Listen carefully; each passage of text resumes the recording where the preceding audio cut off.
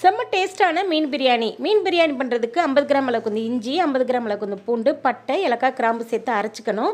1/2 kilo அளவுக்கு வந்து மீன் எடுத்திருக்கேன். கழுவி சுத்தம் பண்ணிவிட்டு அரைச்ச விழுதுலேருந்து 2 டேபிள் ஸ்பூன் அளவுக்கு வந்து சேர்த்துக்கலாம். இது கூட 2 டேபிள் ஸ்பூன் திக்கான தயிர், 3 டீஸ்பூன் அளவுக்கு வந்து மிளகாய் தூள் சேர்த்துட்டு இது கூட தேவையான அளவு உப்பு போட்டு நல்லா பெரட்டி எடுத்து வச்சுக்கோங்க. இது இருக்கட்டும்.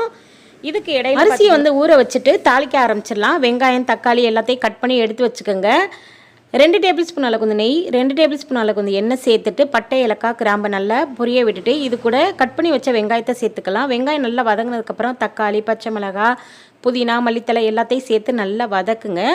இந்த மாதிரி பக்குவத்துக்கு நல்லா மூடி போட்டு நல்லா வதக்குனதுக்கப்புறம் அரைச்ச இந்த இஞ்சி பூண்டு பேஸ்ட் வந்து சேர்த்துட்டு இது கூட 100 மில்லி அளவுக்கு வந்து தயிர் சேர்த்துட்டு இது கூட பிரியாணி மசாலா வந்து சேர்த்துக்கலாம்.